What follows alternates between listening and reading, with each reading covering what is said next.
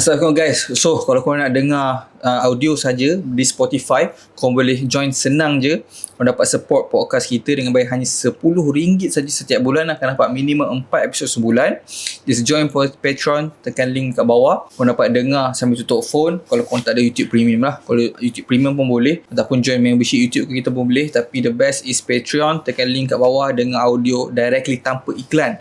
Sebab kalau tengok di YouTube sekarang ni, kita ada sponsors dan sebagainya, iklan. Tapi kalau kita tengok di Patreon, directly audio sahaja, full tanpa iklan. Boleh support kita. Kalau suka apa yang kita buat, jumpa dalam Patreon, tekan link kat bawah.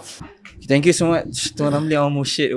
Legend lah. Saya still speechless man. Tak expect beberapa tahun yang lalu apabila di asrama membaca novel satu hari nanti akan duduk bersemuka lah. Ya, Alhamdulillah. So sangat-sangat excited. And banyak kali saya reference Tuan dalam podcast saya sebelum ni lah. Saya sebut macam bila saya borak dengan penulis, kebanyakan saya tanya kalau fiction ni selalunya siapa orang yang korang look up tu dalam penulisan. Kebanyakan semua cakap Ramli Awang Mursyid. And saya faham je sebab kalau kita beli buku Ramli Awang Mursyid pun, baca dekat bawah tu penulis thriller nombor 1 kat Malaysia.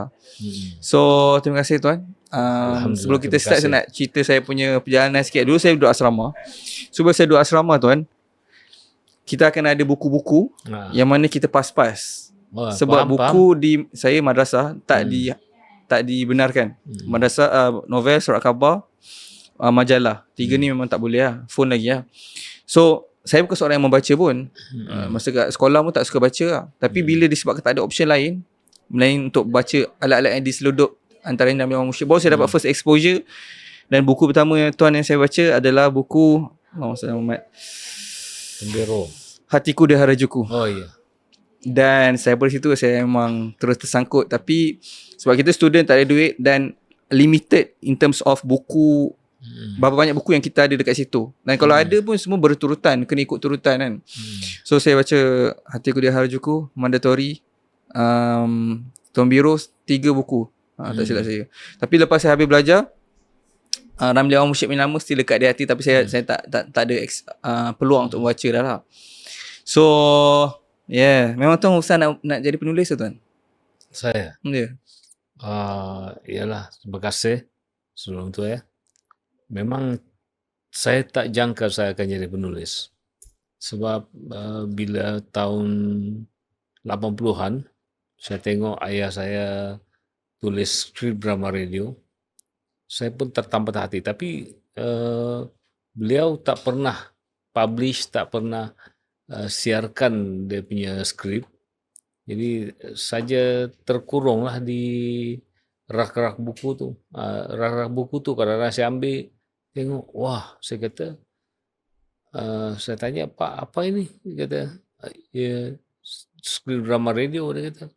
Zaman dulu susah lah typewriter. Memang susah typewriter. Jadi bila tulis dalam yang ditulis tangan tu, dengan tulisan tangan yang cantik, bila type hanya sampai 6 muka surat. Betapa bersusah payah dia, hanya 6 muka surat. Sedangkan syarat penting untuk skrip drama radio itu adalah 12 muka surat. Jadi dari sanalah saya tanam rasa ingin jadi penulis. Tapi saya tak sangka rezeki saya sebesar macam ini. Allah, semua kerja Allah lah kan. Kita hamba menjalankan saja. Jadi apa yang saya buat, pakcik saya kerja RTM, dia bagi saya contoh skrip drama radio yang telah dirakam. Dari sana saya belajar. Saya belajar, tengok macam mana teknik, macam mana apa semua. Dan saya tak pernah belajar secara kelas tau. Cuma secara empirical saja. Empirical adalah memerhati dan mengadaptasi diri. Kemudian apabila tahun 1990, lahirlah saya ikut peraduan sayembara puisi Dewan Bahasa Pustaka. Rezeki saya juga, saya dapat nombor 2. Dari sana saya menanam minat untuk menulis novel. Novel tu siap tahun 1990. terbit 1995. Waktu itu belum rancak lagi. Belum rancak dunia Belum novel. rancak dunia novel macam sekarang. Uh, Tulis, lepas tu bila saya sudah study benda ni, saya dipindahkan ke Angkasa Puri dari RTM Kota Kinabalu. Di Angkasa Puri saya bermula balik dari bawah. Sampailah satu ketika saya bawa karya dari rumah penerbitan ke sebuah rumah penerbitan, tak ada, reject, semua reject. Itu pahamlah, itu sudah memang adat lah tu. Sebab dulu susah nak cari rumah penerbitan. Kalau sekarang pun boleh terbit sendiri. Jadi satu hari tu waktu saya kerja di Parlimen, bertugas di Parlimen untuk siaran liputan berita, seorang penerbit call saya. Dia kata, kita tak boleh terbit sebab kita pun nak tutup. Cuba anda buat ke Karangkrab. Saya kata, soalan pertama saya, boleh percaya kah? Dia kata, insyaAllah boleh percaya. Dasar insyaAllah itulah saya pergi. Waktu itu novel Tembiruo. Dan terperap juga 2 tahun. Lepas 2 tahun, barulah diterbitkan. Tapi waktu saya mula-mula muncul dalam dunia novel, waktu itu rakan-rakan saya macam Aisyah Sofia, Damiana, Anissa Yuni conquer the pasaran. Sebab saya bersaing dengan novel-novel cinta. Jadi sampailah, memang susah saya nak bersaing. Tapi mujurlah Nordin Muhammad telah menemui satu konsep, iaitu konsep ambulan. Maksudnya saya digandingkan dengan Aisyah Sofia satu buku. Jadi Aisyah Sofia jadi ambulan, saya follow belakang. Kan kalau kita di Lebuh Raya kan, kalau ambulan datang semua clear kan. Macam itulah kita. Sehinggalah novel Satu Janji. Satu Janji barulah orang nak membaca. Sebab bila market buku, pembaca perempuan Hawa nak membaca buku kita, insyaAllah akan dapat best selling. Sebab pembaca wanita ni memang pembaca yang tegar berbanding lelaki. Kalau dia kata, kalau dia jumpa dalam 3 buku, 3-3 dia suka, 3-3 dia beli. Tapi kalau lelaki satu, mana saya kerap ditanya, mana satu paling best? Saya kata best ni lah, mandatory. Okey, ambil semua. So tuan, kalau orang tanya tu akan bagi cadangan mandatory ya? Cadangan mandatory. Kenapa? Pasal mandatory dia ganas, sesuai untuk lelaki. Okay. Dan lagi pun buku tu tidak dibenarkan masuk penjara. Sebab cerita tu bunuh hakim, bunuh peguam, bunuh apa semua. Jadi memang ada rekod jenayah lah buku tu sendiri. Sebab saya ada baca, ada orang pernah cakap buku Ramli Awal Mursyid ni kalau masuk penjara gaduh. Yang tu ke? Tak tahu, saya tak tahu. Tuan tak tahu masa tu? Tak tahu. Tapi yang saya tahu, ada pegawai penjara di Johor itu, dia kata, mandatory mana mandatory? Saya kata, cuba cari Hana. Kenapa mandatory tak boleh masuk penjara? Yang lain okey. Bila saya kata, kenapa? Dia kata, saya pun tak tahu, dia kata. Bila saya ingat balik, dalam buku tu, dia bunuh hakim, dia bunuh peguam, dia bunuh korporat. Betul. Cuma dia tak bunuh pemimpin saja. Jadi semua orang-orang yang profil tinggi lah. Dia macam buku 48 Laws of Power lah. Tak silap saya, itu pun diharamkan kan di penjara. Diharamkan. Betul tak? So, tapi sebelum tu tuan, tadi tuan cakap, tuan start 1990 masuk pertandingan kan?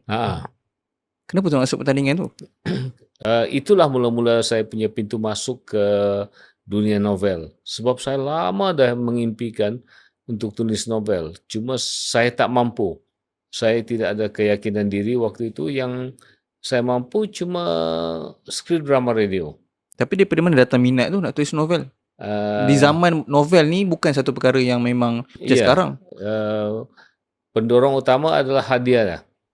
Hadiah dalam RM4,000 lah waktu itu. Bagi zaman tu Oh, besar tu. ya, Jadi saya 4,000. cubalah, mana tahu nasib kan, mana tahu rezeki. Dapatlah juga nombor 2, dapat 3,000. Okey lah, syukur alhamdulillah. So, tu first time dari segi menulis betul-betul tu first time dapat nombor 2. Iya, betul. So, itu penanda okay, ada bakat lah. Just kena gilap sikit. Alhamdulillah ada bakat lah. Tapi sebelum tu, at the same time, adakah Tuan masa tu wartawan?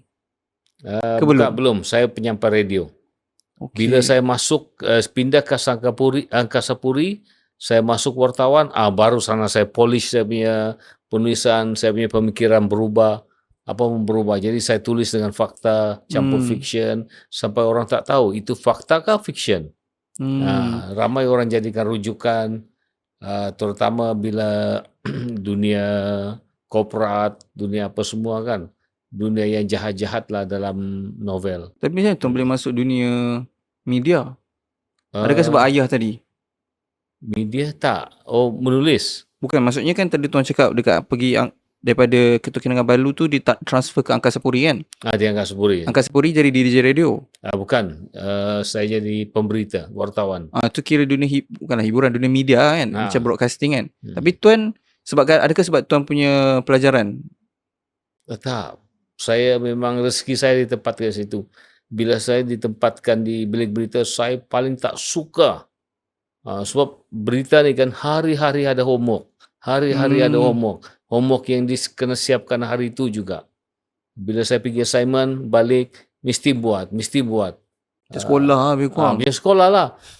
Bila pening kalau cover Perdana Menteri waktu tu, Tun Mahathir. Wah, ini bukan label saya ni. Pasal Tun Mahathir kan memang label yang ilmu tinggi lah. Tapi saya dihantar untuk study Island Tower Runtuh. Saya pergi juga. Mula-mula saya pada hari itu, saya ingat pada hari Sabtu tahun 1993 ke 94. Waktu itu saya balik dari Shah Alam, cover MB Selangor. Kemudian saya singgah sekejap, saya kata apa ramai-ramai itu di jalan pantai itu. Rupanya ada pembunuhan. Saya pergi buat berita. Pantanglah tengok situasi yang mencurigakan. Sampai office, chief reporter lari. Dia kata, Ramli, pergi dengan Abang Jamil sekarang. Ada kondominium runtuh. Saya pergilah. Tiap-tiap hari saya pergi sana. Jadi itulah pengalaman-pengalaman macam itulah yang membentuk penulisan. Membentur diri saya. So pada awalnya kena paksa kepada bahagian berita Pada awalnya bukan kena paksa. Saya memang tak suka beli berita. Tapi lama-kelamaan, sebab kita tahu kan, benda yang kita tak suka mungkin baik pada Allah. Allah tempatkan kita di tempat tu, ada baiknya. Tapi kita hamba, kita tak tahu, kita tak suka. Tapi saya cuba sabar. Isteri saya pujuk, sabar. Akhirnya saya boleh menulis dengan santai sekarang. Sebab ilmu penulisan semua sini, ilmu media semua sini. Jangan Allah tarik saya lah, minta-minta lah. Dia macam jadi penyampai radio Tuan? Penyampai radio waktu saya di Sabah. Waktu itu Radio Nasional Kota Kinabalu. Saya masuk unit drama. Lepas tu saya ditransfer ke penyampai radio. Penyampai radio dia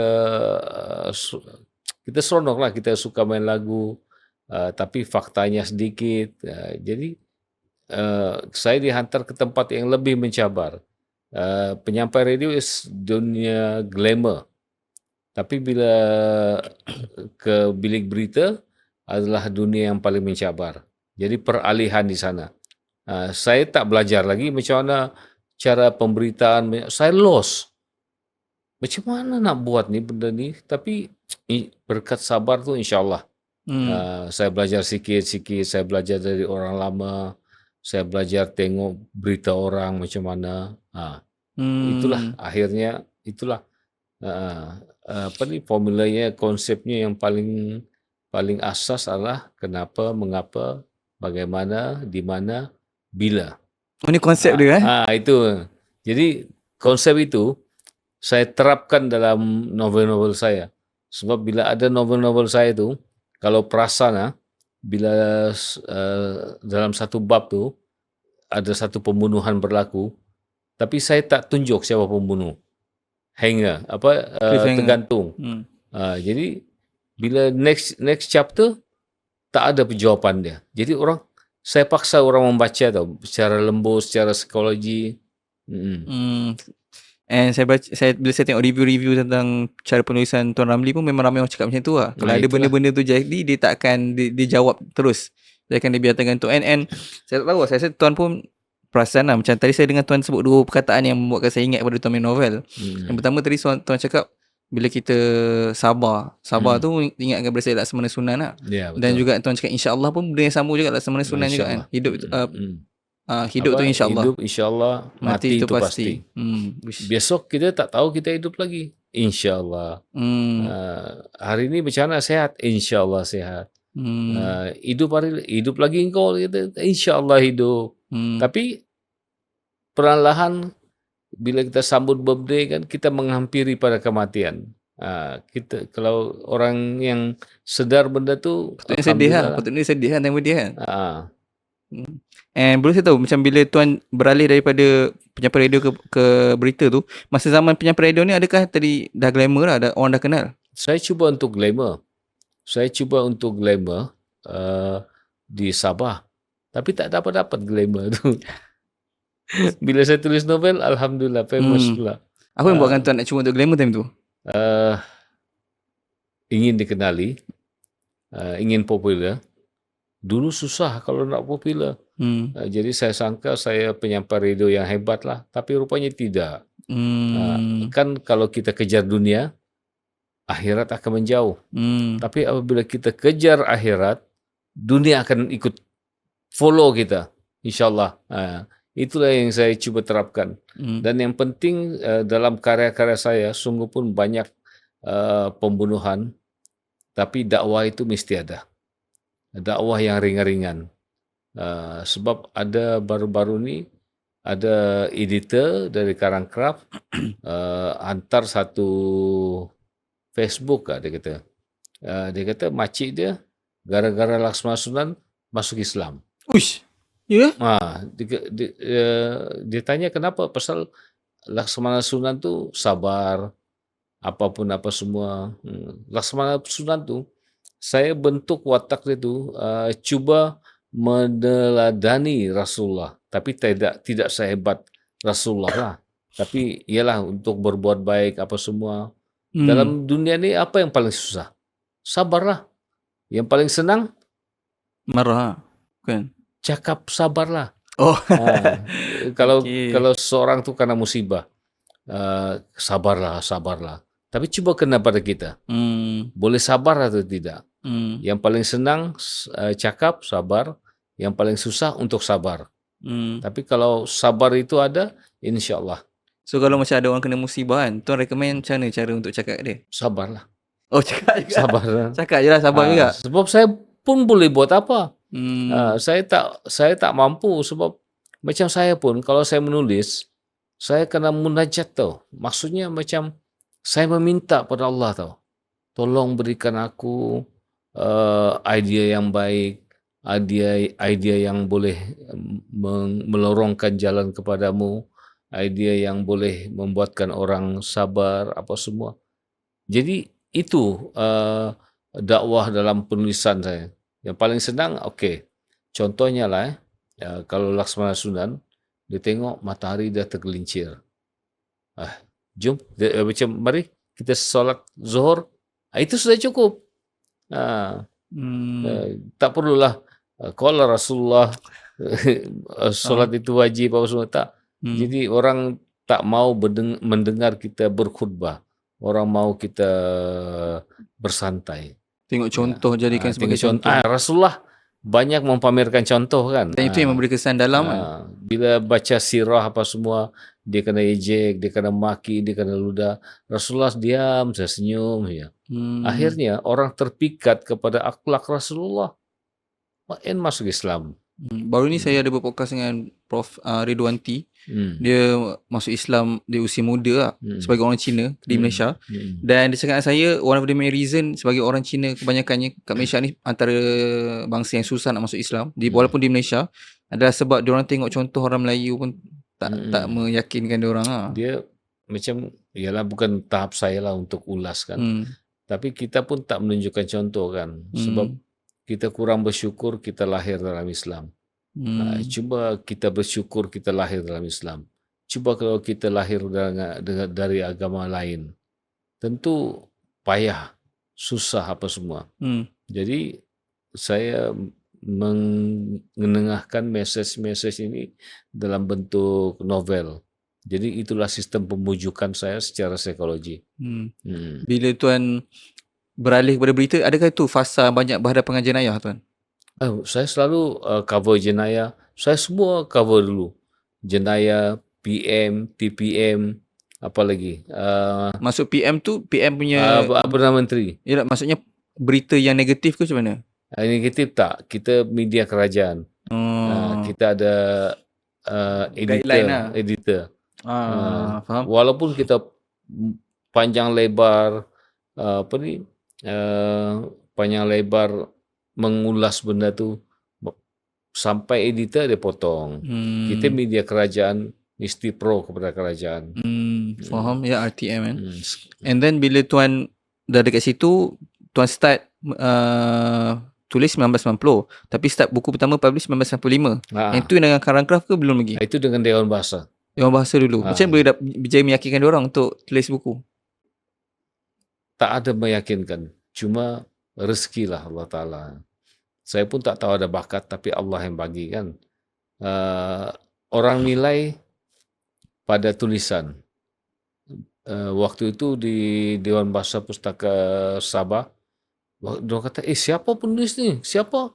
Saya tak pernah dengar nama ni, tapi dia punya tulisan Alhamdulillah kan. Kata, dapat nombor 2. Jadi ada kawan sekolah saya yang bertugas sana, mungkin dah pencen dah sekarang. Jafar Ungki, dia pun call saya. Dia kata, bos, dia kata, Sabahan kan biasa, bos, dapat nombor 2. Macam mana tahu? Dia kata, saya dalam panel. Okay, Alhamdulillah. Itu sebagai pencetus semangat saya lah, pembakar semangat saya lah. So, Dewan Bahasa yang sama organize pertandingan tu? Pertandingan tu. So dulu siapa lagi? Dewan Bahasa Pustaka lah yang banyak menganjurkan apa ini apa semua. Rasanya ada monopolis Dewan Bahasa lah. Tapi lepas tu muncul Karangcraft, muncul sekarang penerbitan sendiri pun muncul apa semua. Dan diorang yang banyak menerbit buku juga maksudnya Dewan Bahasa? Ya banyak sangat. Dia kerajaan ke Dewan Bahasa ke? Kerajaan. Semi kerajaan lah. Okay. So maksudnya pertandingan tu macam untuk mencari penulis baru lah? Macam tak tu juga. Penulis lama pun masuk juga. Itu yang diorang heran. Macam dapat nombor 2. Siapa penulis ni? Dia boleh kasih kalahkan penulis yang waktu itu kira otai lah apa semua. Dan pada tahun 2000 saya menang Sako. Sako yang kedua. Setakat ini hanya Sako ada 3 saja. Sako pertama, Sako kedua saya menang, dan Sako ketiga. Lepas tu tak ada dengar Sako lagi. Sebab dia terbitan utusan Malaysia kan. Utusan Melayu lah. Tu untuk apa dia punya visi Sako. dia buat? Dia hadiah Sako ni, hadiah berprestij di Malaysia. Jadi bila saya menang Sako, itulah yang boom nama saya, Alhamdulillah. Okay. So yang 1995 tu, buku pertama tu, itu peringkat negeri. Ini peringkat kebangsaan. Dan yang 1995 tu, masa tu menerbitkan tuan, buku pertama tu buku apa? Igawan Maut. Adakah masih menjual sampai sekarang buku tersebut? Rasanya masih lagi, tapi Ramai FC tahulah. Ramai FC tahulah, semua orang ada. So okay, so 1990 masa Tuan first masuk competition tu adalah untuk tulis novel ke? Bukan. Tulis novel. Oh, tu novel yang diterbitkan tu. 95. Hmm. Lama sangat kan. Adakah tu antara macam sampai sekarang kalau kita tengok all time sales antara yang tertinggi?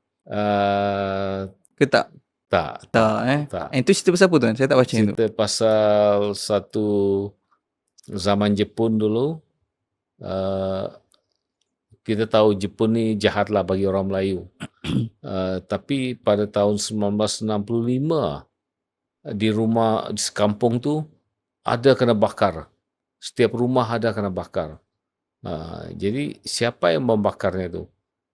Akhirnya orang tahu bahawa satu orang Jepun yang membakar rumah-rumah orang Melayu. Jepun ni pula kahwin dengan orang Melayu. Lepas tu mati orang Jepun tu. Kemudian 10 tahun kemudian pada tahun 80-an muncul lagi siri pembunuhan yang sama. Jadi siapa, question marknya, siapa yang melakukan jenayah-jenayah macam ni? Itulah. Interesting And bila tu nak tulis pasal Jepun ni contoh kan, dia sama konsep dengan Sunan lah yang saya terfikir. Macam adakah tuan kena memang research betul-betul tentang sejarah research. Sebelum tulis? Semua ambil masa lah. Tak jugalah bila kita sudah mahir, samping-samping lah kerja kita. Tapi waktu itu memang sejarah Melayu, saya tengok mana yang kita boleh insert sejarah Melayu itu, saya insert. Sebab itu orang kata, ini sejarah kah fiction ni, dia kata.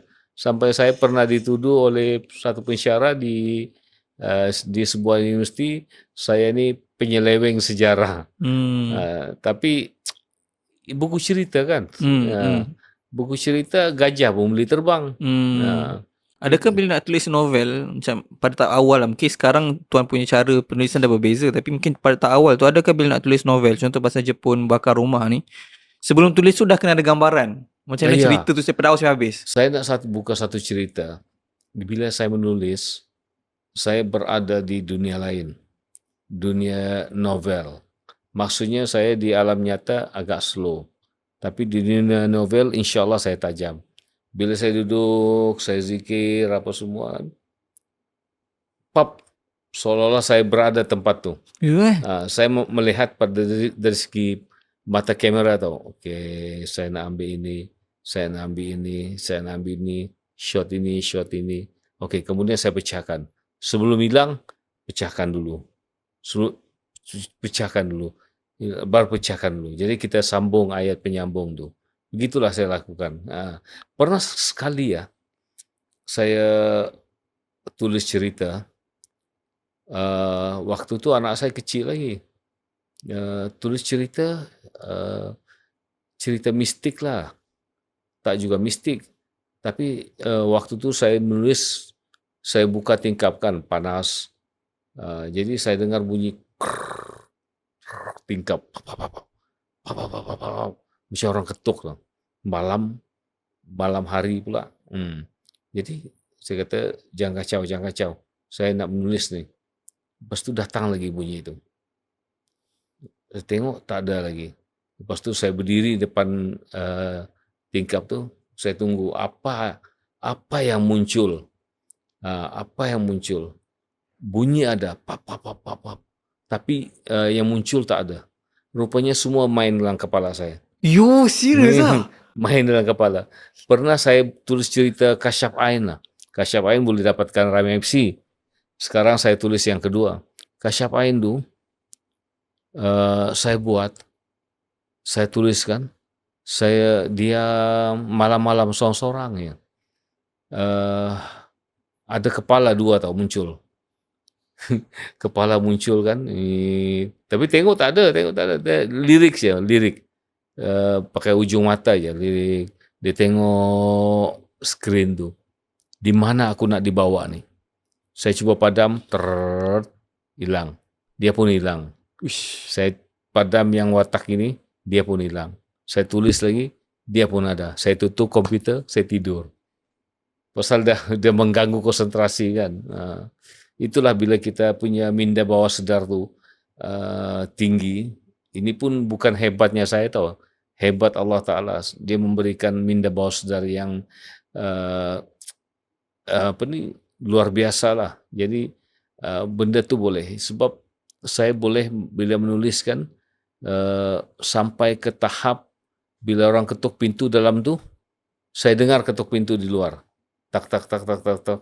Oh, saya tahu. Sekarang saya dah biasa. Saya dah biasa dah.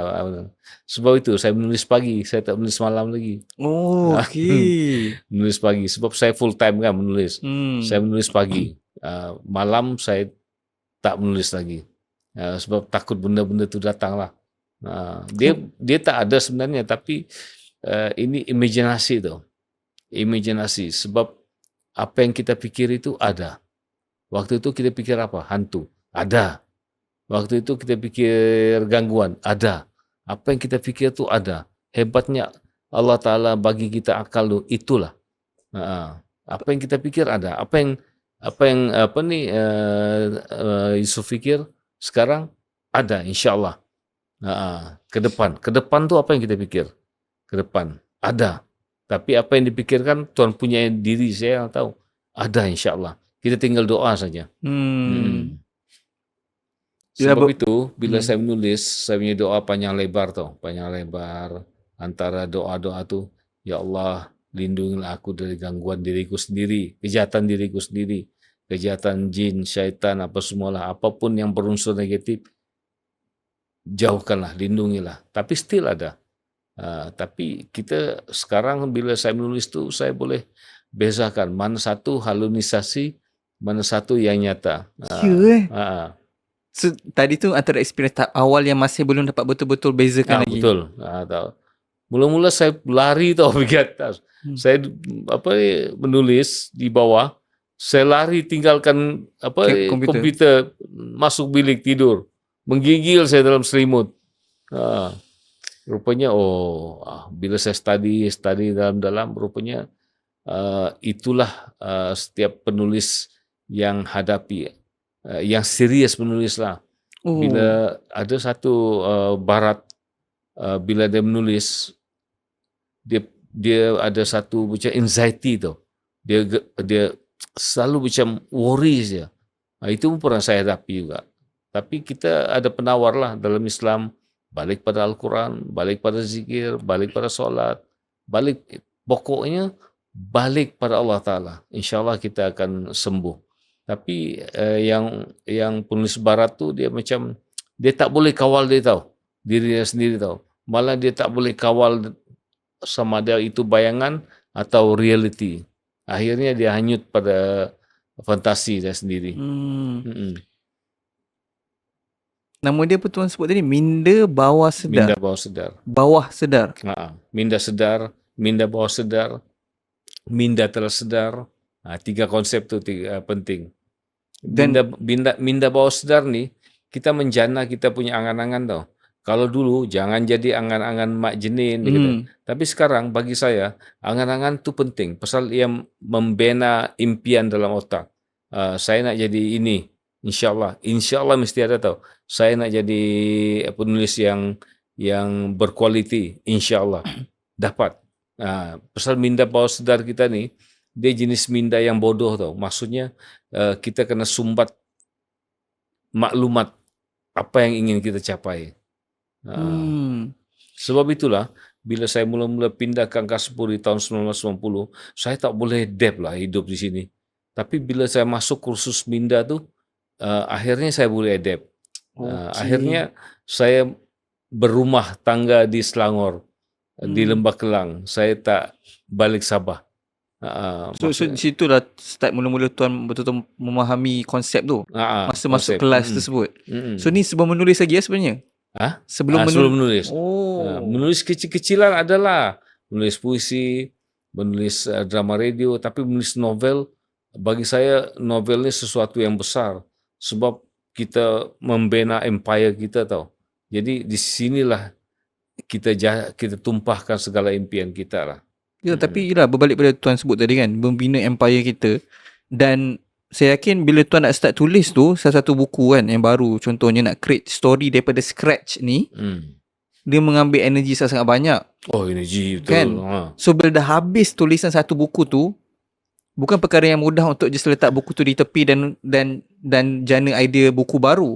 So kenapa ada certain buku sampai berderet-deret siri dan certain buku tu satu tu je dan certain buku tu maybe 2-3. Dia saya punya motivasi adalah untuk menghasilkan 2 novel setahun. Okay. Jadi saya akan berusaha untuk novel yang sekarang saya tulis lah. Dan kemudian saya akan cakap diri saya akan rehat dalam 2-3 bulan untuk novel kedua. Tapi once sudah bergelar penulis, serius dalam dunia penulisan, lepas saya menulis, kita jadi bodoh tau, duduk diam, tak buat apa-apa kan. Akhirnya kita terdorong untuk menulis.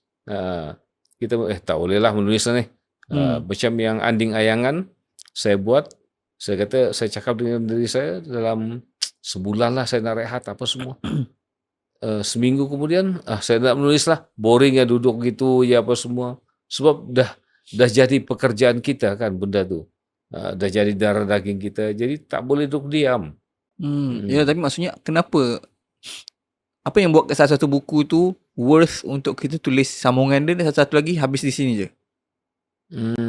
Bergantung pada permintaan. Dan Okay. juga bergantung pada royalty. Sebab royalty adalah gaji kita. Faham. Tak ada kerja, tak ada buku, tak ada gaji. Sedangkan hidup mesti diteruskan. So tuan memang main income daripada menulis ni royalty sampailah tuan terbit sendiri baru-baru ni. Ya betul, saya terbit sendiri masih juga antara Karang Kraf. Setahun 2. Satu Karang Kraf, satu saya terbit sendiri. Yang diuruskan oleh Ram FC lah. So tuan baru create that company basically. Diorang yang Ram FC yang nasihatkan saya untuk create company. Sebab kita untuk supaya kalau buku tu diambil oleh production house, senang kita letak syarat kita. Kalau macam dia ambil dari Karang Kraf, dia kena follow the Karang Kraf punya syarat pula. Tapi bila, apa turning point dia untuk start buat benda ni? Dan tak continue dengan cara yang sebelum ni? Yang mana tu? Kan tadi tuan fokus on royalty, lepas tu tuan start untuk buat sendiri Ram FC. So apa turning point dia? Kan lama tuan turning hanya point dia fokus itulah Kasyapain. Kasyapain maksudnya itulah bila ada company nak ambil apa semua, saya tak boleh letak syarat saya sendiri. Jadi bila ada sebab tu saya jarang buku-buku saya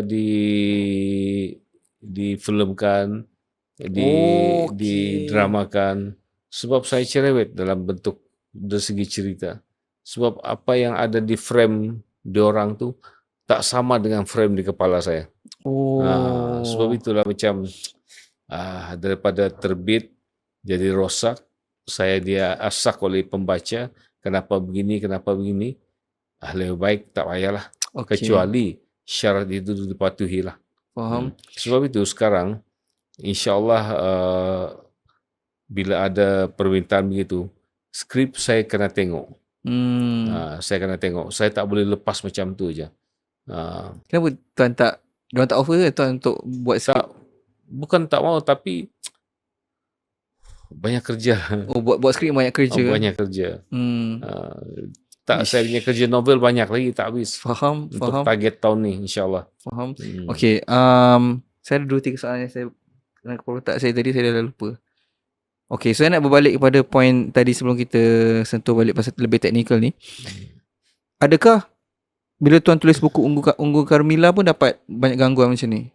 Ada memang gangguan macam ni. Cuma saya tu bila saya menulis Unggu Carmilla kan, dia punya start, dia punya plot cantik dah. Sampailah satu ketika saya berhenti, apa kata saya twist cerita ni. Bila twist, rupanya yang gila tu bukan gila, yang tak gila tu memang gila. Jadi kenapa bila dia masuk tandas, yang watak utama ni, dia nampak cermin tandas tu orang lain. Tapi di cermin itu adalah dia, di luar cermin bukan dia. Saya konsep keterbalikan. Jadi saya twist sana. Sehinggalah satu ketika itu dia terima call, ada leopard yang cuba kacau dia, telepon, dia tak mau cakap macam dia sudah diasak dari segi psikologi. At last dia letak telefon tu, dulu kan pakai telefon office kan. Dia letak telefon tu, lepas tu dia tengok wire tak pasang pun. Tak pasang. Itulah saya buat konsep keterbalikan. Bila buat benda ungu kermila begitulah. Tentang itu cerita tadi Rahsia Perindu yang saya sentuh ni. Bila ungu kermila adalah tentang bunga tu kan. Bunga tu. Itu waktu tu saya jumpa buku sains yang mengatakan cendawan ni ada racun. Bila ada racun, saya dapat itu saja. Lepas tu saya hurai fiction saya lah. Lepas tu saya cuba bawa pembaca bahawa bila duduk seorang-seorang di rumah, dia dengar bunyi kuku tu, tapi di luar. Jadi dia kata ini elemen yang seram lah. Tapi benda tu sebelum pembaca terima keseraman itu, saya dulu kena. Nateo tu. Oh, tuan dah kena, maksudnya tuan kena bunyi tu? Bunyi tu. Ni cerita yang lain daripada ketuk ni lain tadi. Maksudnya bunyi yang hadir dalam kepala otak saya sendiri lah. Okey. So dulu saya tak reti nak kawal. Sekarang alhamdulillah lah. So maksud tak reti nak kawal ni, maksudnya tuan tak pasti adakah itu betul ataupun itu halusinasi. Betul. Memang dengar betul ni tuan? Dengar betul. Dengar betul. Macam selalu kan, kalau saya terbangun pagi kan, saya dengar azan. Allahu Akbar, Allahu Akbar. Subuh dah ni. Saya tengok jam pukul 3, 2. Jadi apa alamat itu? Allah jemput kita ke tahajud lah. Allah jemput kita tahajud. Sampai begitu. Saya kata, ada kawan-kawan saya cerita, mereka tak percaya tau. Saya kata betul, saya dengar orang azan apa semua. Lebih baik saya dengar orang azan daripada orang mengilai, perempuan mengilai. Itu lebih baik. Jadi, tapi satu ialah biasalah kita manusia kan bukan senang nak untuk tahajud. Tapi kita kena paksa diri kita lah, insyaAllah, alhamdulillah. So tapi dari segi pengalaman tuan sendiri, pengalaman yang ada nampak hantu ke pun tak pernah berlaku? Tak pernah. Tapi dia ganggu dari segi benda ni lah. Tuan rasa macam gangguan ke benda ni? Kadang-kadang ada. Tuan rasa macam benda tu gangguan lah? Bila terkena macam tu, jumpa ustaz lah. Kita ruqyah diri kita lah. Kata ustaz, singgah ya ni. Okey lah. Ustaz kata, awak menuliskan? Dia kata, ya, saya menulis. Itu tulisannya tu, dia kata. Ustaz pun tahu. Ustaz tahu tuan menulis tanpa tanya? Tak, dia tahu saya menulis. Tapi dia kata itu gangguan tulisan saja. Bukannya gangguan jin, bukannya jin apa semua. Dan tuan cakap tadi, tuan menulis buku sambungan tu atas permintaan kan? Atas permintaan. Kalau macam tu, kadang-kadang bila saya tulis sambungan tu, saya tak puas bercerita satu buku tau.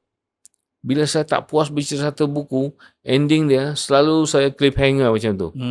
Bila cliffhanger, masaklah siapa yang terbit. Sebab pembaca akan bertanya, keep on bertanya, bila sambungan. Sebab kalau orang tanya saya tak akan jawab. Sebab saya kata insya-Allah saja. Kadang-kadang 2-3 macam Kasyaf Ain. Rasanya 4 tahun lah. Sekarang baru nak habis nombor 2. Tengah tulis. Tengah tulis. Kalau macam tu kenapa? Dan habis lah. Kalau dasar permintaan kan, kenapa Hatiku Harajuku tak ada sambungan? So guys, so korang tahu aku sangat minat financial. So one of the main reason juga aku collab dengan Public Gold. So kalau korang berminat nak beli emas, the best way is Public Gold, sebab korang boleh beli emas and terus pergi Public Gold untuk dapatkan emas fizikal tersebut, ataupun nak beli secara online sahaja pun boleh, tak ada masalah. Kan link dekat bawah untuk join Public Gold under Yusof, join Telegram group. So guys, sekarang ni emas tengah mencanak naik, harga sangat-sangat tinggi. Okay, sangat-sangat tinggi, and tak pernah lagi emas breakthrough RM600, tapi nampak gayanya dengan segala konflik geopolitikal yang tengah berlaku sekarang ni, aku rasa emas akan lebih mencanak naik dan naik. Kalau korang nak beli perak pun boleh dekat Public Gold. Semua boleh tekan link Telegram bawah, jumpa di dalam, kita akan guide step by step cara untuk beli emas. Hati kau Rajuku dia memang tamat macam tu saja. Dia memang tak boleh nak buat lagi sama. Boleh, tapi selain daripada Yakuza, apa lagi yang boleh sambung? Saya sambung dalam Magis lah. Maksudnya lawan Dajjal lah. Yang apa, macam The Adventures tu. Ambil watak Sunan, watak Harajuku, watak apa semua. Harajuku punya sejarah tu, saya terpaksa beli buku macam mana nak build sesebuah pedang samurai tu. Dia besi tu akan diketuk, dilipat lagi, ketuk, akan dilipat lagi, ketuk, akan dilipat, berulang-ulang. Sebab itu padang samurai itu agak tahan berbanding dengan pedang lain. Just untuk menceritakan dalam novel tu lah. So tuan kena beli buku untuk memahami dulu. Ya. Memang selalu macam tu Sekarang tak, Google ada kan sekarang. Senang. ChatGPT dulu ya Allah, dulu waktu saya buat Adam, saya nak Statue of Liberty tu, saya nak tengok fakta dia, saya tulis, saya bawa buku nota, saya salin di apa kedai buku ni. Saya kena tegur, dia kata tak boleh, dia kata. Waktu tu nak beli buku 100 lebih. Dulu waktu tu mahal. Yeah. Saya tulis, saya tulislah fakta, salin balik lah. Tak bagi tak bagi. Tapi waktu tu saya dah habis salin dah. Jadi itulah. Saya punya satu bilik tu buku rujukan banyak. Pasal belum zaman Google kan. Sekarang senangnya telefon kita cari macam tu je dapat dah. So dah banyak buku yang tuan pernah tulis, buku apa yang paling sukar sekali? Adam. Sebab tadi tu ke? Dia Adam, dia Akudara anak Malaysia tau. Dia satu orang Malaysia, dia tembak Presiden Amerika. Bukan Presiden Amerika sekarang lah, Presiden Amerika yang dulu. Pasal dia marah betul dengan Presiden Amerika ni. Faham kan kenapa orang marah dengan Presiden Amerika kan? Jadi saya tulis dia tembak di kepala tau. Tapi editor kata jangan di kepala. Itu menunjukkan bahwa kita akan sabar. Kita jenis yang sabar. Tembak di tangan saja. Lepas dia tembak tangan, dia dapat lari.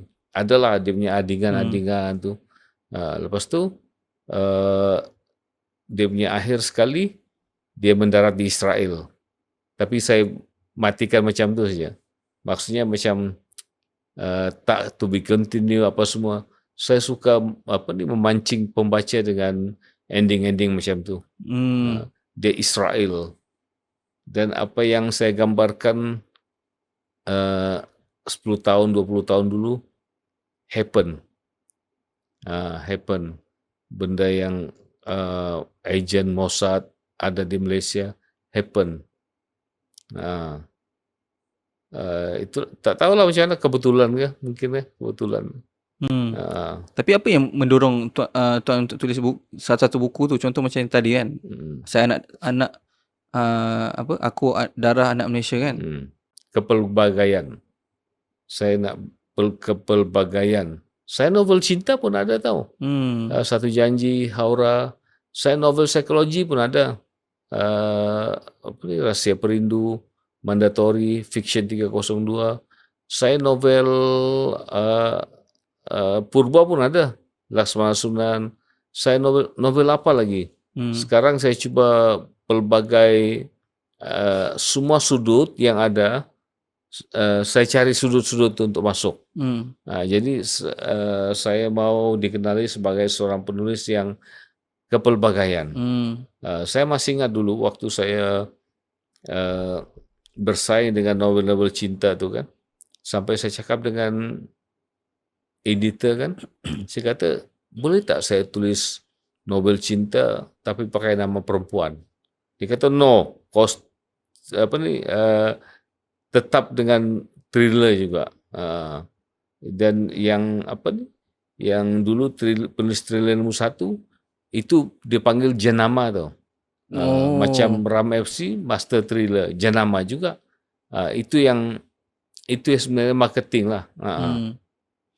Tapi Ilham, untuk kepelbagaian, tapi apa yang trigger certain story tu? Dalam banyak jenis kepelbagaian, takkan dia akan timbul macam tu je. Cerita dia adalah seorang anak Melayu tembak Presiden Amerika. Mesti datang Tak, something. macam cerita pasal anak Melayu tembak Amerika. Ingat lagi tak zaman Algo datang Malaysia, dia kutuk pemimpin Malaysia. Sebab ada tali barut di Malaysia yang pro New World Order ni lah. Jadi itulah yang mendorong saya lah. Selalunya Amerika kacau negara orang. Giliran kita pula kacau negara dia. Tapi kalau di alam nyata tak berlaku lah. Di alam fiction ya boleh berlaku. Sebab tengoklah teknologi Amerika macam mana, kita macam mana. Novel favorite tu yang tuan tulis? Cuba pernah share? Novel favorite Satu Janji. Ya ke? Kenapa?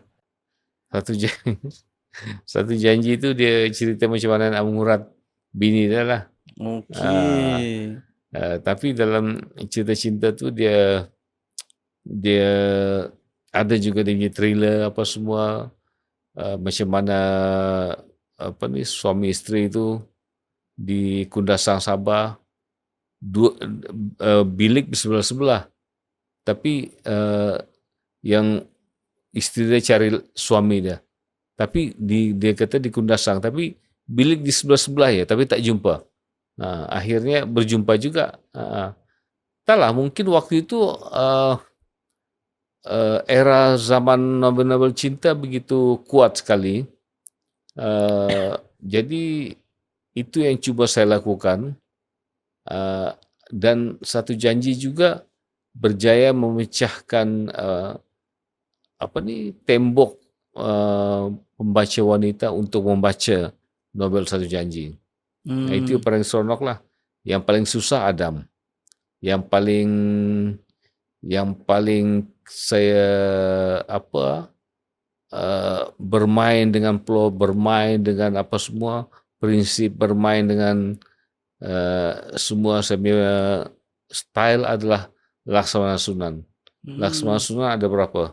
8, 9, 10 novel saya buat. Sebab saya kena fikir satu cerita. Saya kena fikir satu cerita saja untuk Laksamana Sunan. InsyaAllah saya kembangkan. Itu ya.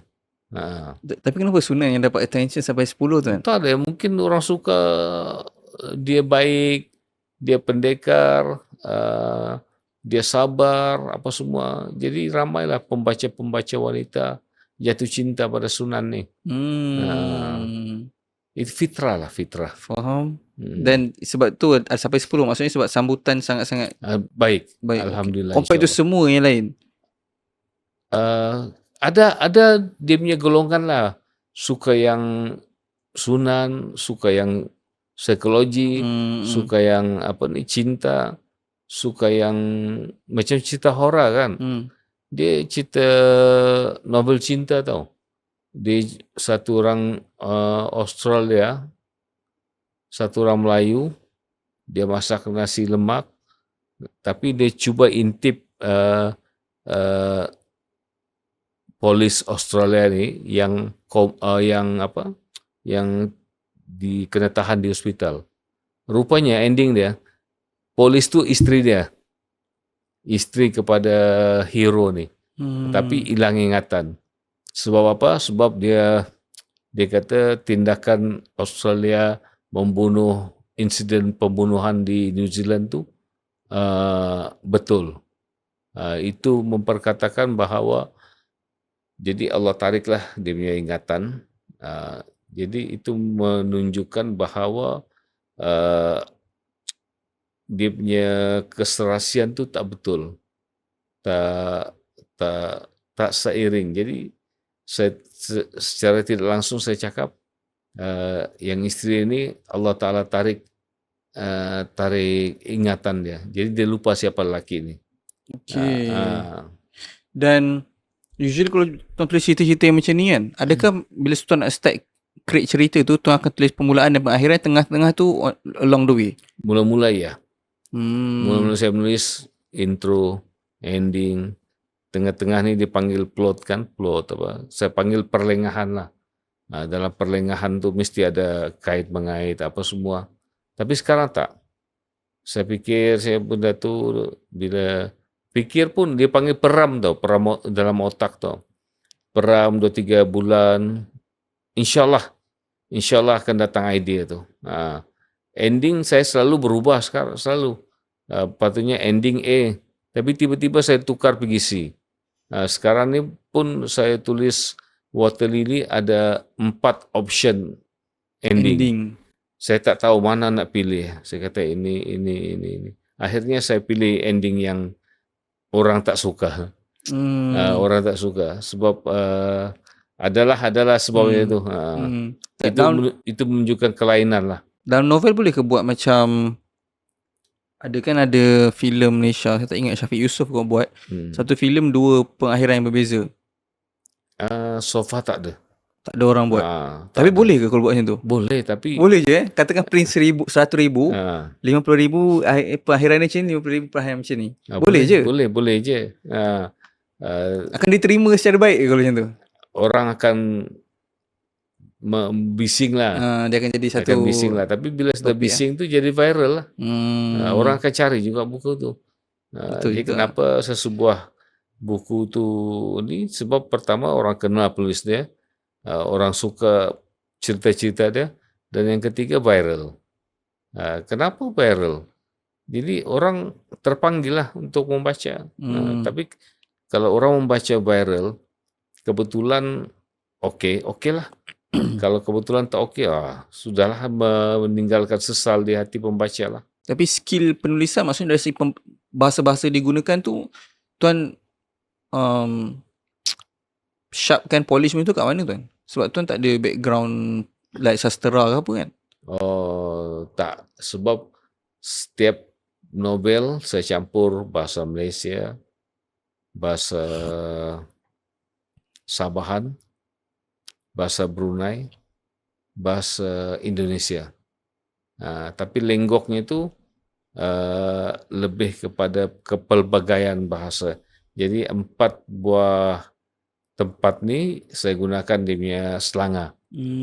Tapi dalam macam kata dia melakukan dia sempat curhat kepada orang itu, maksudnya curahan hati. Itu Indonesia kependekan selalu dipakai lah orang Indonesia lah. Tapi kita selalu curahan hati, kita penuh. Kita baru nak apply singkatan-singkatan macam tu, tapi macam tak menjadi ya. Tapi orang Indonesia sudah lama gunakan fakta macam tu, bentuk dialog macam itu.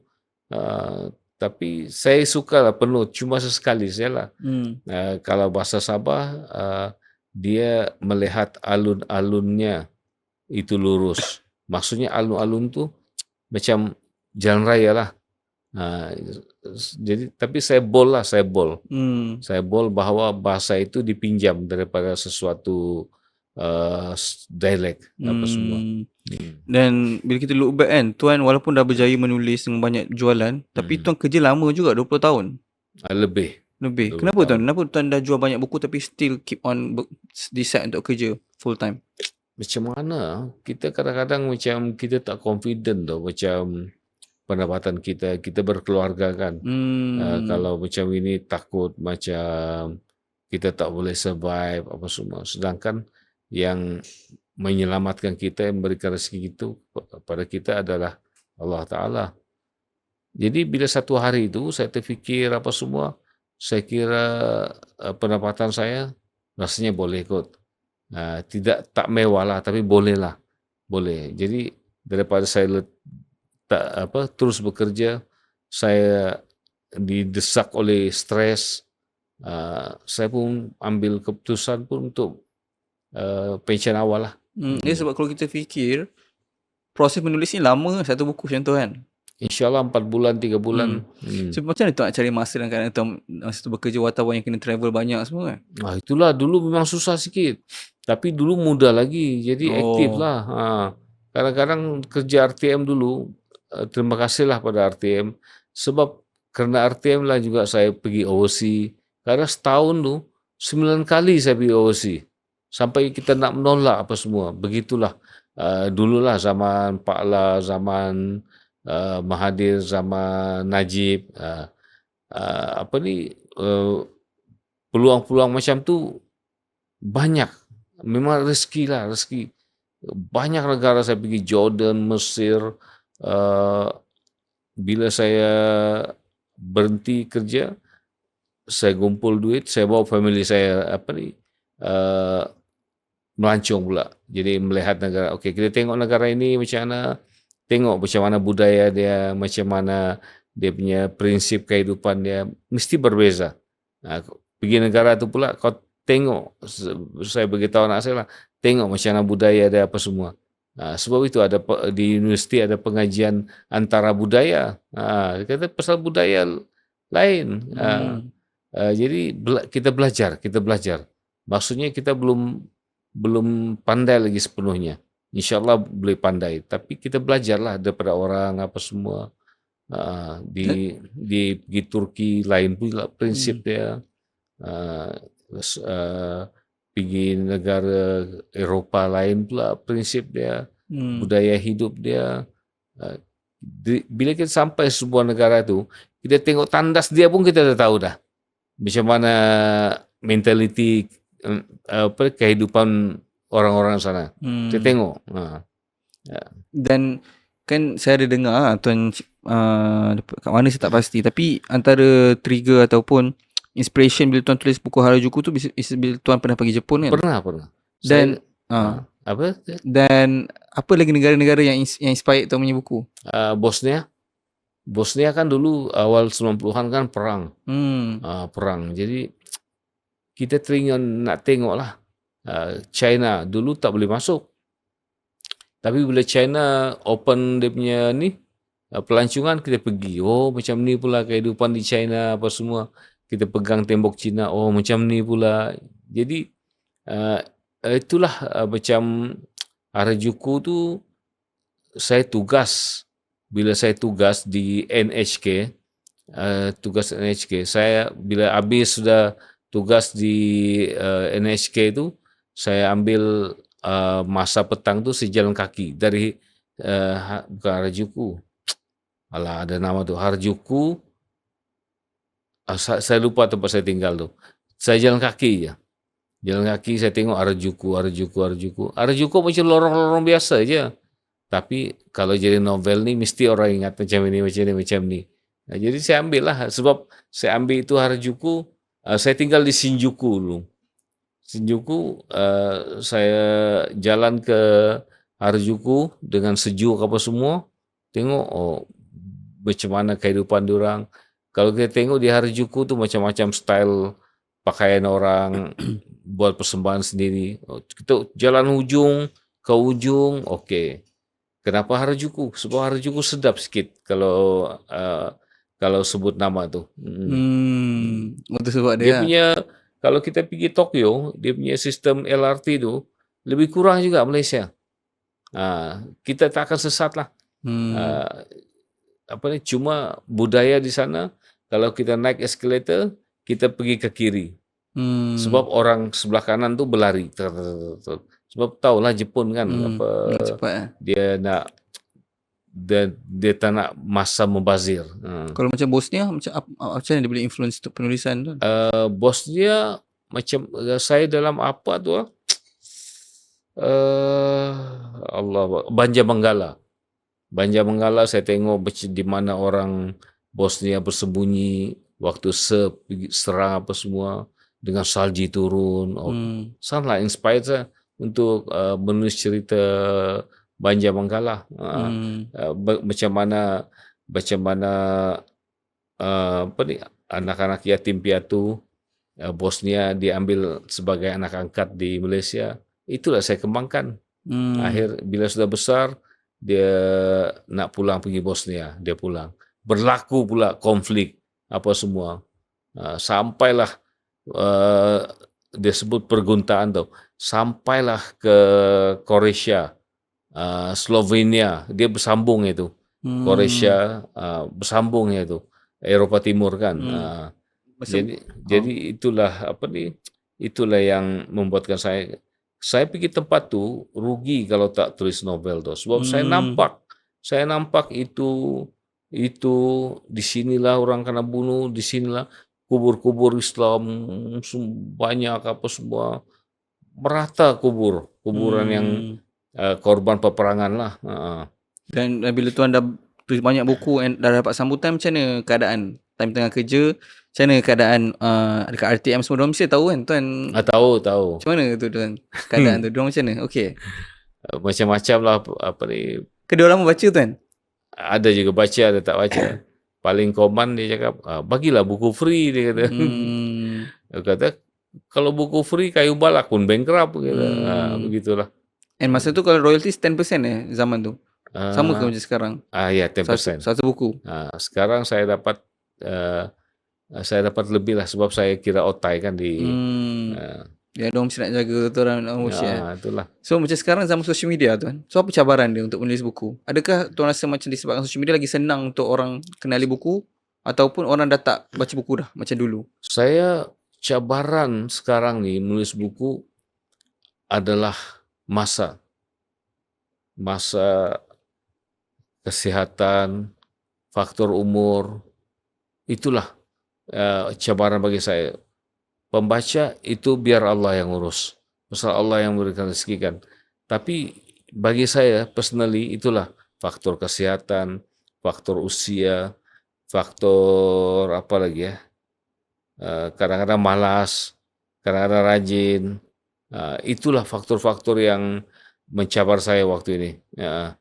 Kalau macam idea insya-Allah ada. Allah. Saya yakin pada Allah. Sebab idea kita kena minta sama Allah.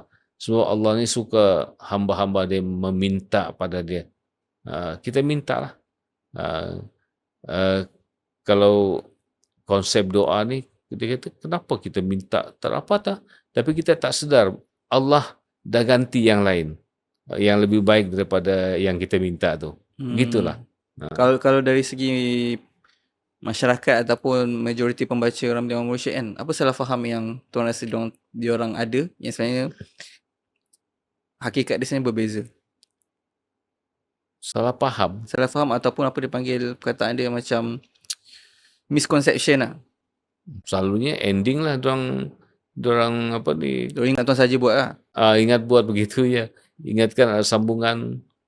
Tapi saya suka lah buat ending macam ikut kepala otak saya sebab saya suka twist, plot twist. Macam kita cantik dah kan perjalanan tu. Tiba-tiba kita pusing. Kita pusing 360 darjah. Pembaca kan, kenapa jadi macam ni? Itulah style Ramli Mursyid. Faham. Adakah semua buku tuan yang tuan pernah tulis masih terjual sampai sekarang? Masih. So tuan masih actively menjual buku-buku yang dah lama tulis pun masih menjual? Masih. Saya ada lebih 50 buah buku. Tapi masih kurang lagi. Macam mana nak marketkan buku macam fiction ni tuan? Macam apa angle dia? Sebab kita menjual cerita. Ya. Sebab sekarang ni bersaing dengan novel seram. Tapi Alhamdulillah orang dah lama kenal kan. Jadi Ramai FC pun banyak membantu dari segi marketing. Jadi diorang lah menguar-uarkan benda ni apa semua. Tapi Alhamdulillah lah banyak terjual juga. Tuan ada ke macam satu buku yang antara banyak-banyak buku tuan kan, bila tuan tulis cerita dia yang tuan tak boleh nak move on daripada cerita tu? Ada Laksmana Sunan lah. Laksmana Sunan Cinta Sang Ratu. pernah bertahan dalam carta selama 6 bulan. Cuma saya kalah dengan Habibur Rahman, ayat-ayat cinta. Habibur Rahman lagi 7 bulan, saya 6 bulan saja. 6 bulan pun syukurlah.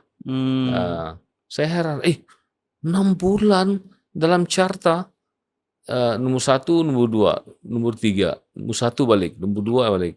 Dia berulang-ulang tuh nombor tu saja. Saya dengan Habibur Rahman bersaing merebut tempat yang carta juara carta lah.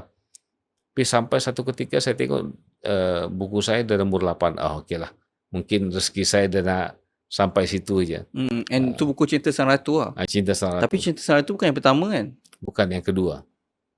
So maksudnya ada tak yang baca yang kedua, dia baca buku nombor 2 dulu baru baca buku nombor 1? Ada juga. Boleh ke macam tu tuan? Ada juga. Kadang penulis pembaca baru lah. Boleh ke macam tu? Dia akan faham ke? Saya pun tak tahu dia akan faham tak. Tapi ada Ram FC Karangkraf akan explain lah. Ini nombor 1, ini nombor 2. Sekarang diorang cetak balik kan. Diorang cetak semula kan. Diorang akan letak nombor 1, nombor 2, nombor 3. Jadi senang orang nak refer kan. Dulu konsep macam tu saya ketengahkan juga. Nanti orang tak tahu itu nombor 1, nombor 2, nombor 3. Jadi tapi waktu tu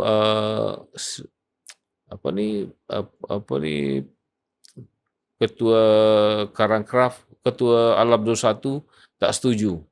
Dia kata Bagai Putri Cinta Sang Ratu. Jadi mana tahu ini buku Sunan nombor 2, nombor 3.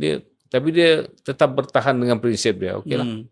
Sekarang dah kita letak nombor 1, nombor 3. Jadi senang orang nak refer pada dia. Mungkin time tu kalau kita fikir, mungkin kalau dia buat 1, 2, 3, orang tak akan beli nombor sebab tengok nombor 2. Mungkin kan? Sebab yang ketua Karangkraf, ketua Alam 1 ni pun bukan calang-calang orang.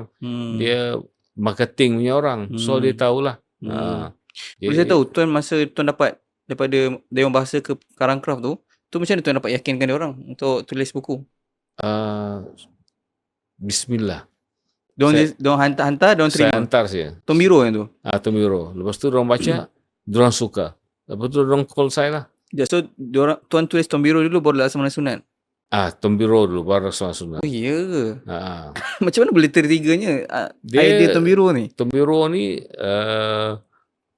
arwah ibu mertua saya Kadazan Dusun tau. Jadi saya tanyalah, saya sedang muda waktu tu, sedang membara, membuak-buak untuk cari idea, sentiasa mengelamun. Jadi saya tanya, Mak, kalau hantu dalam bahasa Kadazan Dusun apa? Dia kata ada 2, dia kata. Satu Tombiro, satu lagi Rogon. Saya kata Rogon, Tombiro. Tombiro sedap sikit. Tombiro lah. Lepas tu Tombiro saya peram dalam otak saya macam mana karakter dia. Lepas tu saya peram lagi, saya lahirkan dia kembar. Pasal adik ipar saya kembar dulu tau. Kembar lah. Jadi saya kata, saya wujudkan dia kembar lah. Tapi satu muka buruk, satu muka handsome. Jadi itulah yang berlaku. Sebab itulah lahir Tombiro. Dan itu bila diorang start release dapat sambutan terus ke? Ke dia ambil masa? Tak. Malah kedai buku cakap Ramli Ramli tak laku dia kata. Tombiro lah, Ramli tak laku lah. Saya kata satu hari nanti insyaAllah laku, dia kata. Tapi lama juga lah, kesian juga nasib Tombiro ni. Orang pegang novel lah. Waktu itu masih dalam mood novel cinta lagi. Orang pegang baca, bukan novel cinta, macam orang pegang pedih tau, hati tau. Orang pegang dorang lepas balik. Sorry dia kata, pergi sebelah lagi apa semua. Tapi saya yakinlah satu hari nanti insyaAllah orang pegang, tengok nama saya atas buku tu, terus orang ambil. Itu saja. Tapi dia bukan terjadi begitu saja. Saya kena doa. Benda tu berhari-hari doa. Dan apa yang terbayang dalam fikiran saya, hampir semua tercapai. Saya kata saya nak orang baca buku saya. Saya pernah di pesta buku orang berbaris dekat 1,000 orang. Orang berbaris pada hari itu untuk minta tanda tangan. Saya kata, ini dulu dalam pikiran saya ni terjadi.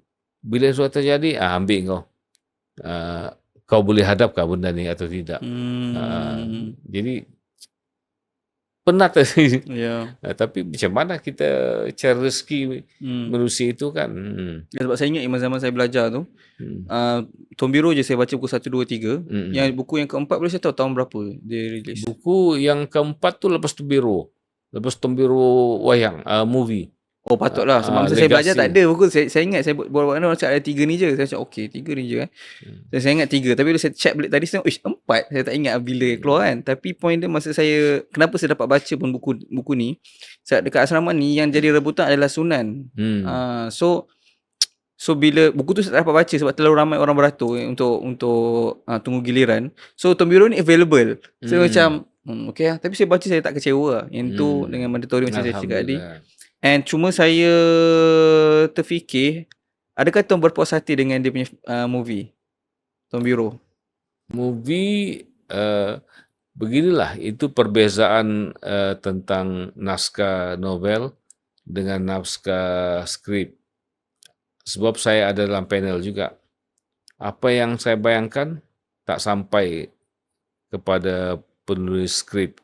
Saya nak ini tak sampai. Saya kata mungkin dari segi novel saya betul, tapi dari segi production yang terhad masanya itu diorang faham. Tapi saya bising lah waktu tu. Apa yang ada dalam kepala saya tak sampai. Okey, macam mana boleh tercetusnya idea untuk memfilmkan Tombiro? Memfilmkan Tombiro, dulu saya ada company tau. Jadi saya bawa Kaulu Kailir benda ni. Saya kata kalau nak cuba. Jadi saya jumpa dengan media apa tu? Zainir Amirullah lah, yang bekas Astro punya ni kan. Lepas tu kerjasama dengan Astro, kerjasama dengan Karangkraf. Itulah kita buat sana. Tapi di peringkat skrip tu memang sakitlah juga. Tapi sebab penulis skrip nak style macam tu, saya pula nak style macam tu. Tapi bila ikut style macam saya, kemungkinan besar movie tak laku. Jadi diorang pakar dalam skrip kan, saya pakar dalam novel. Tapi itulah bila terjadi macam tu, terjadi juga pertentangan idea lah. Sebab tapi yang kena asak saya lah. Kenapa tak sama dengan novel, apa semua dengan novel. Jadi ke depan ini insya-Allah saya pantau skrip. Saya pantau skrip, saya akan bagi 2 pilihan. Follow my style atau jangan. Lebih baik jangan. Tapi tuan tak tulis skrip masa tadi tu lah. Tapi tu rasa possible kalau tuan tulis skrip? Boleh kan saya rasa. Boleh tapi tak minat kan tuan?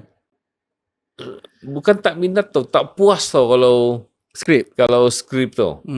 Tak mendalam sangat tak mendalam. Nanti tak sampai tau. Lebih baik orang tulis, saya cek. Okey, ini ubah. Saya tahu arah ya. Ubah. Kita buat macam ni. Saya tak bagi dia punya panduan apa semua. So basically dia punya pada awalnya tuan yang pergi company pitch untuk buat filem lah. Ya, betul. Tapi saya nge-approach orang. Kenapa dalam banyak novel Tombiro yang tuan approach untuk filem? Waktu tu saya rasa Tombiro simple. Sekali tengok, ya Allah. Sebenarnya saya terfikir tak simple ni nak buat kat hutan, nak buat tempat rumah. Lepas tu saya cakap dengan kameraman, bang boleh tak Tombiro lawan di atas rumah pokok, lawan meletup, dia terjun, kamera terjun sama tau belakang dia. Boleh tak kita try. Boleh dong buat. Ada yang terjun dari rumah Tombiro tu, dia terjunnya kamera. Itu saya suka scene tu. Itu literally macam tuan bayangkan lah. Bayangkan iyalah. Tapi kata set tu pengarah tau dari Australia. dia kata dia nak tinggi lagi, tapi dia kata kos. Jadi sampai takat tu je lah. Jadi tak puas tau main kamera tu kalau Kejap sangat. sekejap sangat. Terpaksa bagi slow motion. Okay. So itu lah cerita di sebalik Tuan Biru. And then dari segi barisan pelakon semua, adakah Tuan pilih? Tak. Pelakon, diorang pakar lah benda-benda ini. Adakah Tuan ada preference masa tahap awal dari siapa yang sepatutnya lakukan setiap otak? Tak. Memang Tuan tak Sebab terfikir? saya punya pemikiran adalah pemikiran sekarang pelakon tu dah tua apa semua. Faham tak? Maksudnya dulu, okey kalau Imam Manan, Imam Manan dah tua sekarang. Tak. Sekarang sedangkan sekarang dah banyak pelakon baru tau. Itu Imam Manan legend apa semua kan. Jadi begitulah dia punya kita sebenarnya ditinggalkan waktu tau. So bila Tuan tulis masa zaman penulisan tu, Tuan dalam gambaran bila tulis ada pelakon yang melakonkan ke watak-watak tu? Tak, kalau Tom Biro sebab dia pakai topeng kan. Pakai topeng tu tak macam stuntman yang pakai topeng tu. Kalau macam Sunan contoh? Sunan ada. Sebab Sunannya sensitif sangat. Kalau saya kata pelakon A, ramai pembaca bantah. Kalau saya kata pelakon B pun ramai juga pembaca bantah. Tapi sebenarnya ada lah. Ada, tapi belum ada lah. Tapi lebih baik cari newcomer lah. Kita uji bakat apa semua. Tapi kalau macam zaman tu ada dalam fikiran tu, tapi kita tak payah cerita lah siapa. Ada, tapi dah pelakon tu sekarang dah jadi legend dah. Tapi kalau sebut semua kenal? Generasi baru tak kenal. Generasi saya kenal. Okay, nanti Tuan cerita kat saya off camera boleh Tuan? Tuan cerita kat saya off camera boleh tak? Boleh. Boleh saya tak tahu apa. Off record lah. Off record yelah, off record. And then mandatory macam mana boleh jadi filem? Mandatory dia jadi drama filem pula, bersiri. drama sorry. Drama bersiri itu langsung saya tak ikut campur. Tapi iyalah langsung tak ikut campur. Tapi